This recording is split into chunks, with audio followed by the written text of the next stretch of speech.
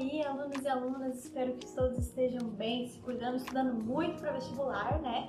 Por mais que ele tenha sido adiado, só ele nos dá mais tempo ainda para estudar e ir super bem. Bom, dando continuidade então para as nossas aulas de Idade Moderna, hoje a gente vai falar então sobre o absolutismo monárquico. Então, nas aulas anteriores a gente viu um pouquinho desse início, do surgimento dos Estados Nacionais modernos, quem eram esses Estados Nacionais modernos mais importantes, e hoje a gente vai ver então o absolutismo monárquico, que é o quê? É a forma de governo de política que vai imperar então nesses Estados Nacionais, ok? O absolutismo então ele dura do século XV ao século XVIII e é o regime político dos Estados Nacionais modernos, ok? O rei então, ele passa a ser o soberano, enquanto lá na Idade Média a gente tem um rei que ele não tem muito poder, né? Ele tá ali mais como uma figura simbólica. Desculpa, pessoal. Na Idade Moderna, então, a gente tem o rei como um soberano, como uma figura de autoridade absoluta, certo? Então, o rei decide sobre política, economia, justiça, questões militares, ok? O Estado e o soberano eram um único ser. Então, o Estado era o rei era o Estado, ok? O acolhimento da nobreza feudal decadente que possa constituir a corte, então, o que acontece? Quando o rei, então, ele se ergue, né? Ele se ergue como soberano, como líder de um Estado, né? Ele tem que ter seus súditos mais leais, apesar de ele ter uma aliança com a burguesia, como a gente viu nas aulas anteriores, a burguesia ainda não era nobre de sangue, né? E a nobreza de sangue era uma coisa que era muito prezada na época. Então o rei acaba trazendo aquela nobreza pobre da Idade Média para dentro dos seus castelos. Eles acabam formando então a corte real, ok? Mas isso a gente vai ver um pouquinho mais pra frente. Bom, o absolutismo monárquico também é conhecido como antigo regime. Então, se vocês virem lá em alguma questão do Enem, enfim, escrito antigo regime, é então em relação ao absolutismo monárquico, beleza? Então, vamos observar o esqueminha aqui. O absolutismo, então, é o rei com poder absoluto na economia, na questão militar e na questão política, ok? Aí, o que a gente tem? Para legitimizar, então, esse rei que sobe ao poder e diz que é do Estado, a gente tem alguns teóricos, alguns estudiosos da época que escrevem documentos, né, escrevem livros para autorizar, digamos assim, esse governo do rei, né? Então, alguns desses teóricos são o Nicolau Maquiavel, o Jean Bodin, o Thomas Hobbes e o Jacques Bousquet, né? Não sei nem se eu tô pronunciando certo. Mas, enfim, o que cada um fala um pouquinho pra gente entender. O Nicolau Maquiavel, então, a principal obra dele é O Príncipe, né? Uma obra que você encontra bem facinho na internet, é bem legal se vocês quiserem ler, tá? Bem legal no ponto de vista de você estudar, né?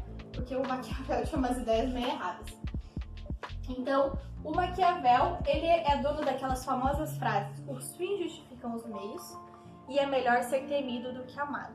Então, ele dizia o quê? Que o príncipe, ele tinha poder para fazer o que ele quisesse em nome do governo dele. Se ele tivesse que matar, tudo bem, ele é o príncipe, para manter o poder dele, vale qualquer coisa. Então, os fins justificam os meios, ok? Para o Jean Bodin, então, ele era filósofo e jurista, e ele acreditava, então, que as decisões do rei representavam a vontade de Deus, logo não poderiam ser desrespeitadas. Então, o rei era um representante de Deus na Terra, e o que ele falava em nome de Deus, né? Então, por isso, ele devia ser essa figura total e absoluta no seu estado. O Thomas Hobbes, ele escreve o Leviatã, né, um livro bem famoso também, e o Thomas coloca, então, que as sociedades primitivas, aquelas que existiam lá na Idade da Pedra, enfim, elas viviam em constante guerra, em constante confusão. Ele coloca a Idade Média como uma sociedade primitiva também. E o que acontece? A gente só sai desse estado primitivo de barbárie e guerra quando a gente entrega a nossa liberdade a um único soberano. Então, para ele, a gente só atinge a segurança, né, e a ordem quando a gente tem um único homem como nosso governante. No caso, então, seria o rei absolutista. E o Jacques, então, ele escreve a teoria do direito divino de governar, que os reis eram escolhidos por Deus. Essa é uma teoria bem importante, que ela vai perdurar muito na Idade Moderna e ela vai ter consequências depois para a Igreja Católica. Mas então, segundo Jacques, o Deus é quem escolheu os reis, então os reis não podiam ser contestados, não podiam ser deposos, eles tinham que ser respeitados, amados, porque era Deus que colocou aquele rei ali, certo? Era da vontade de Deus que aquele rei estivesse ali. Aquela criança já nasceu, Deus já fez aquela criança com o objetivo de ser um rei, então ele já era predestinado pelo direito divino, ok? Aí então, como dois principais reis absolutistas aí que a gente tem nesse momento, que eles são bem marcantes, dois não, eu diria que três, né? Na Inglaterra, então, a gente tem a Inglaterra parlamentarista, que a gente viu, por mais que então o rei tivesse esse poder absoluto, ele ainda tinha o parlamento nesse momento. A gente tem a Guerra das Duas Rosas, então lá os Lancaster e os Yorks. Então foram duas famílias que brigaram pelo trono inglês. A gente já viu isso um pouquinho em outras aulas, né? E daí quem ganha então são os Tudor. E a gente tem a ascensão então de Henrique VIII e Elizabeth I.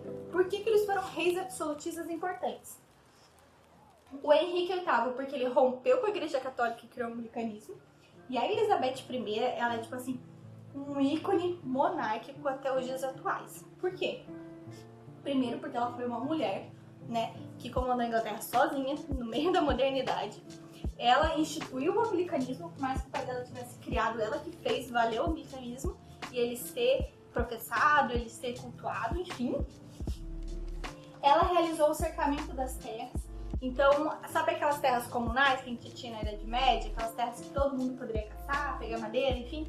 Ela começa a cercar essas terras e vender, fazer com que fossem produtivas, então gerando muito dinheiro para o governo, né? E a questão da igreja anglicana que eu acabei de comentar. Então, a questão da Rainha Elizabeth I, ela é bem legal de vocês estudarem, certo? Eu sei que é meio chato, assim, vocês pegarem para estudar uma única pessoa, mas eu deixei depois umas dicas de filme que vão super ajudar vocês. E agora, por último, né, acho que a figura mais emblemática, então, de toda a monarquia da Idade Moderna é o nosso Luís, né? O rei Luís, o Luís XIV, né? Ele foi um rei da dinastia Bourbon, ele era um rei francês. E ele dizia que o Estado sou eu. Então a ele é atribuída aquela famosa frase, o Estado sou eu. E ele se dirigia como o Rei Sol, porque ele dizia que a corte dele era o exemplo para todas as demais cortes então do mundo. Então ele tinha assim um ego, um cabeção do tamanho do universo. E ele foi um rei bem autoritário, soberano, e tinha essa pinta de soberano, certo?